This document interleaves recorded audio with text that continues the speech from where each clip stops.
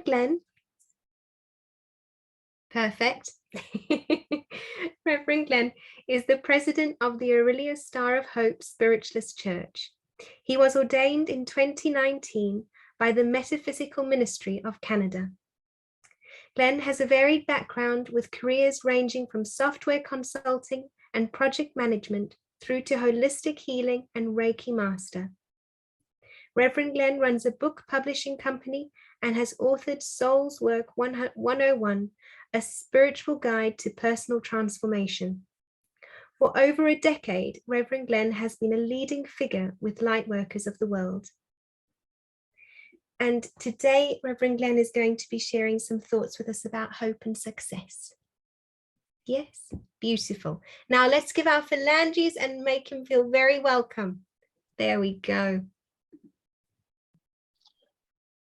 Awesome. Thank you so much, Bridget. It's an honor and a pleasure to be speaking here today. You know, our two churches are sister churches. So a lot of what we do there is identical to what you do here. So it's kind of fun to be able to participate with you today. So thank you so much for this opportunity.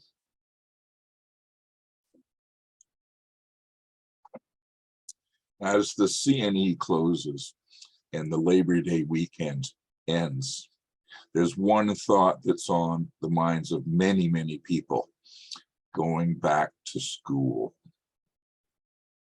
Now, if you're a parent, you've taken a lot of pictures in the past week. And if you have friends who are parents, you've seen all of their pictures in the past week. My Facebook has been just loaded. You know, my niece Emma going to junior kindergarten for the first day, all dressed up and smiling and ready to go to school. And my friend's son Asher starting grade 5, and another friend's daughter beginning high school, and another friend's son going to college to become a nurse.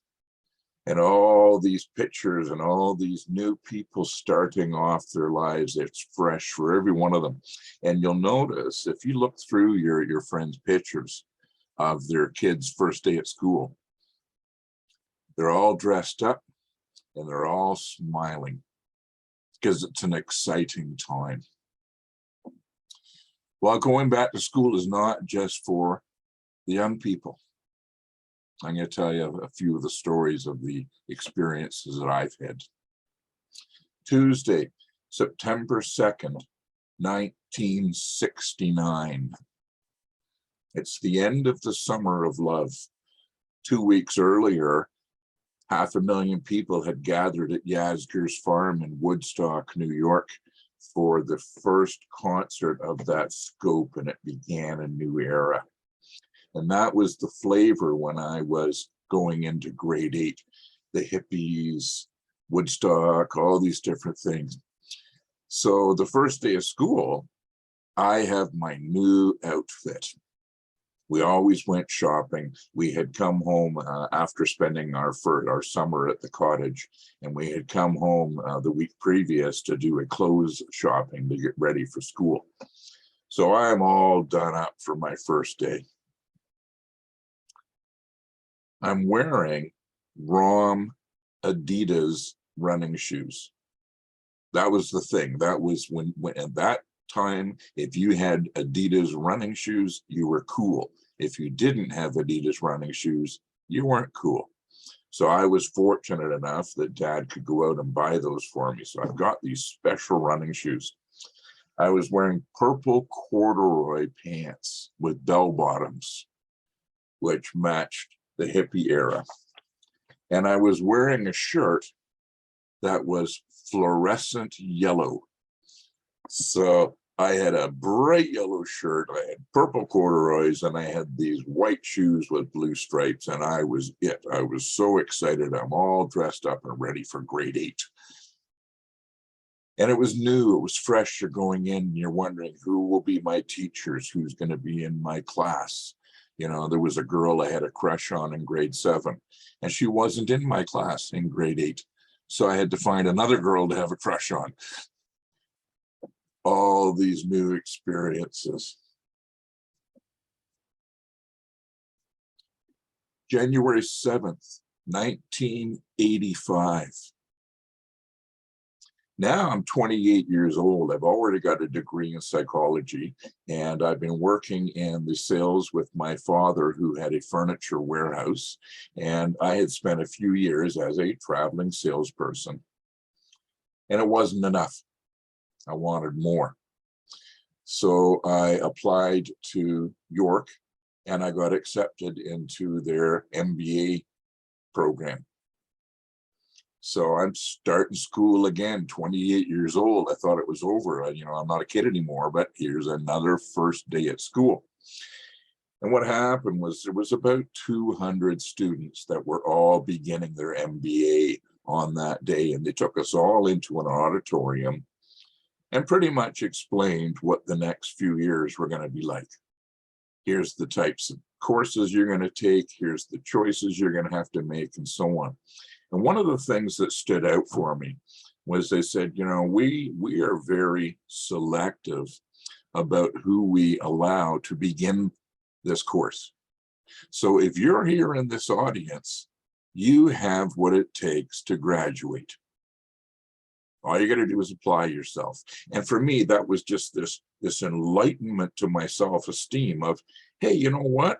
It did take a lot. I had to write exams and applications and get references, and there was a whole series of tasks I had done to get in, but it hadn't really crossed my mind of the importance of that. And he said, if you're here, you can do this. So for the next 4 years, I took advanced business courses and ended up with my master's degree, an MBA majoring in finance and entrepreneurial studies. Awesome. And through that period, I met new people. I had new concepts introduced. I grew as a person. I had new circles of friends, all of this culminating from that first day of school. January 5th, 1998. Now I'm 40 years old. I've been a project manager for a software company for several years. I'm making a 6-figure income. I've got a house in Richmond Hill. Things are going great. And it's not enough. I want more.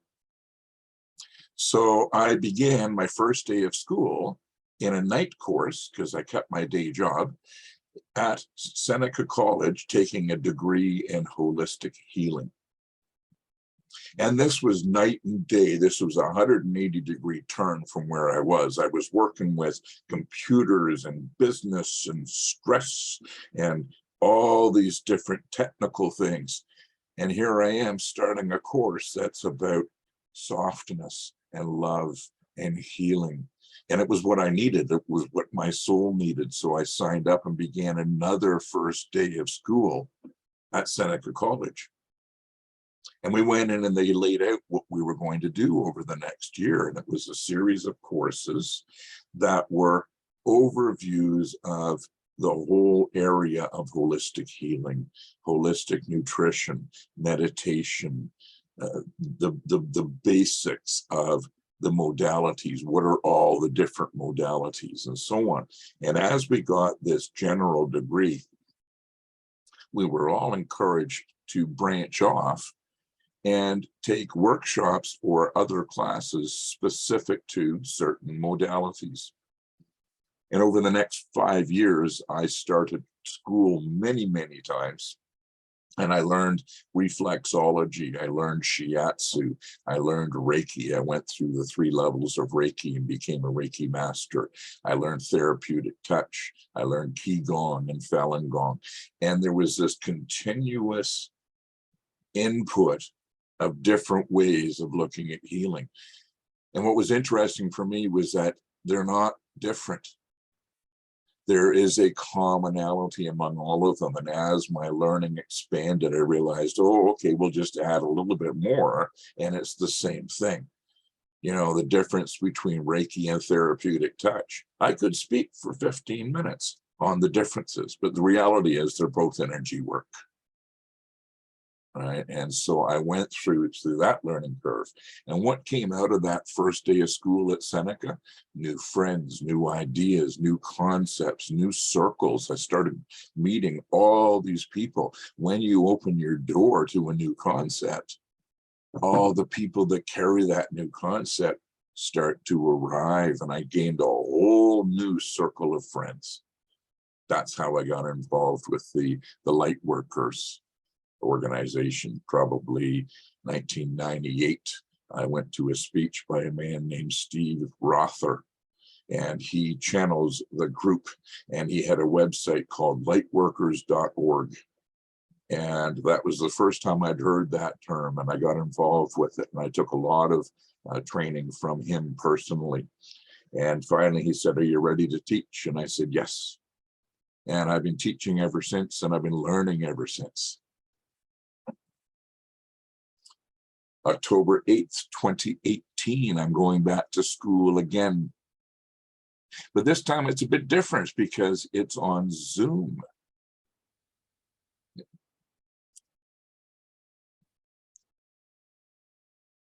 Sorry, I'm just moving my mouse because the admit button came on. Thanks. It was a course on Zoom. So suddenly, instead of having to go into school where it matters what I wear on my first day of school, now instead I'm setting up my little studio here so that I can sit down at my desk, connect with a group of people and learn.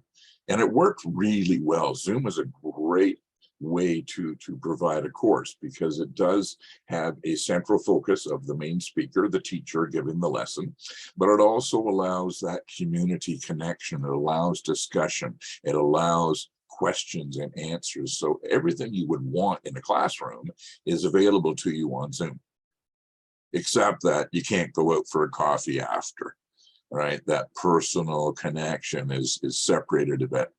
So I began my Zoom course, and this time it was triggered by a friend that said, "Glenn, you should be a reverend." And I'd never thought of it before. And he said, "Well, you know, you have many years of public speaking training." He says, "You're probably more advanced in that area than most reverends that I know. You should be a reverend." Well, next thing you know, I've signed up. I've started my course with the Metaphysical Ministry of Canada, and I began taking courses. And over the next year, took several different courses, all related to being a minister or being a reverend. And at the end, I graduated and I got ordained. And what happened from that first day of school, I met new people. I had a new circle of friends. I had new ideas. I had new concepts. They all evolved from that. Now, I've just told you about 4 different time frames when I started school. And the ages, you know, the first time I was 11, you know, and then 28, and then 40, and then 60-ish. Learning never ends. The opportunities to learn never end. And if you open your door to learning something new, to applying yourself to that learning, you meet new people, you get new concepts, you grow as a person, you get new circles of friends. All of these are just simply natural components of you saying, "I'm going to learn more about this." And it really doesn't matter what the this is. The this is what excites you. You'll notice what was in common of those 4 stories. Every time I was starting a new day of school, I was excited about it. It was new, it was fresh, it was something I wanted to learn. And all I got to do is show up and they're going to teach it to me. So finding what's exciting to your heart, there's a billion things out there. Which one do you choose next? And the outcome of that may be part of a long-term goal. You may decide, I'm going to take a different course every year for the next 5 years and end up being a doctor. Or you may have a completely different path. You may choose art or cooking or philosophy or become a minister. You know, minister courses start in October. You could sign up now and be an ordained reverend next October. That possibility lies in front of you if you so choose and if you apply yourself. The realm is endless. I could live to be 1,000 years old and never run out of things to do because there's so many new things to learn. So the point is you have to choose what's the one you're going to focus on now and then carry yourself forward. It's September. It's a brand new school year. A lot of courses start in October. You have the opportunity now to enhance your life, to open those doors. What are you going to do? And that's my message for today. We all have these opportunities as a spiritual person, knowing that we can succeed through the application of our efforts opens so many doors, it's unbelievable. And may that happen for all of you. Thank you. Beautiful. Thank you so much for that.